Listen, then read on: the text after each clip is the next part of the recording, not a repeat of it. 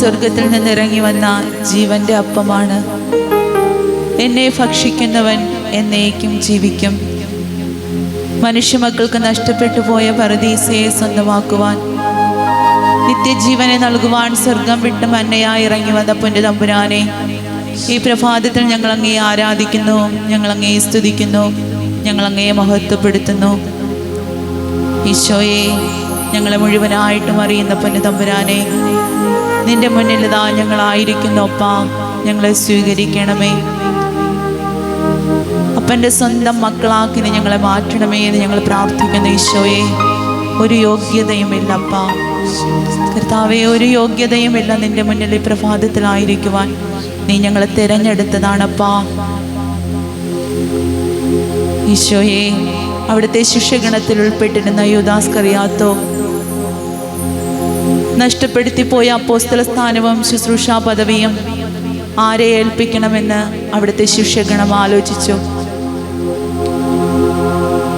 അവിടെ നിപ്രകാരം അങ്ങയോട് പ്രാർത്ഥിക്കുന്നുണ്ട്.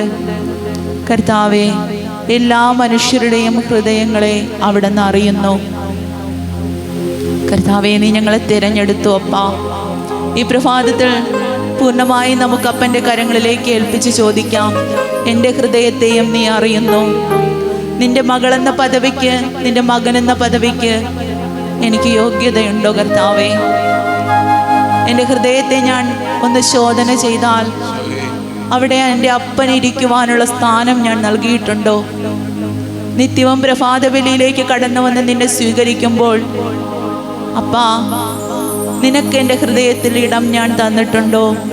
എൻ്റെ ഹൃദയം നോക്കിയാണോ നീ എന്നെ തിരഞ്ഞെടുത്തത്? കർത്താവേ, ഇതാ നിന്റെ മുന്നിൽ ഞങ്ങളായിരിക്കുമ്പോൾ ഞങ്ങളുടെ ഹൃദയങ്ങളെ നീ പരിശോധിക്കണമേ എന്ന് പ്രാർത്ഥിക്കുന്നു.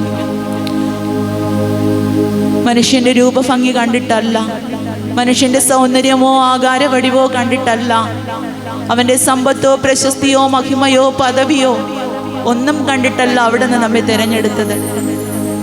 അവിടെ നിന്ന് ഒന്ന് മാത്രം നോക്കുന്നു, നിന്റെ ഹൃദയം വെടിപ്പും വിശുദ്ധിയുമുള്ളതാണോ? സാമുവേൽ പ്രവാചകന്റെ 1-ാം പുസ്തകം 16-ാം അധ്യായം 7-ാം തിരുവചനം ഇപ്രകാരം ഓർമ്മപ്പെടുത്തുന്നു: മനുഷ്യൻ കാണുന്നതല്ല കർത്താവ് കാണുന്നത്. മനുഷ്യൻ ബാഹ്യരൂപത്തിൽ ശ്രദ്ധിക്കുന്നു, കർത്താവാകട്ടെ ഹൃദയഭാവത്തിലും.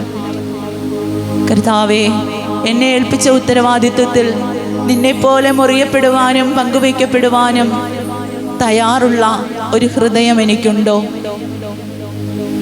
ഈ പ്രഭാതത്തിൽ നിനക്കൊപ്പം ചേരുവാൻ, നിന്നെ എൻ്റെ ഹൃദയത്തിലേക്ക് സ്വീകരിക്കുവാൻ തക്കവിധം മറ്റുള്ളവർക്ക് വേണ്ടി മുറിയുവാനും പങ്കുവയ്ക്കുവാനും ബലിക്കല്ലിനോടടുക്കുമ്പോൾ കുതറി മാറാതെ അപ്പാ ഇതാ ഞാനെന്ന് പറയുവാൻ തക്കവിധമുള്ള മനോധൈര്യത്തിന് വേണ്ടി ഈ പ്രഭാതത്തിൽ നമുക്ക് ഓരോരുത്തർക്കും പ്രാർത്ഥിച്ച് അപ്പൻ്റെ കരങ്ങളിലേക്ക് ഞങ്ങളുടെ ജീവിതങ്ങളെ സമർപ്പിച്ച് അവനെ ആരാധിക്കാം, മഹത്വപ്പെടുത്താം, സ്തുതിക്കാം.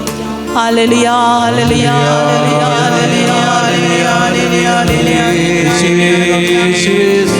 ആരാധന, ആരാധന, ആരാധന, ആരാധന, ആരാധന.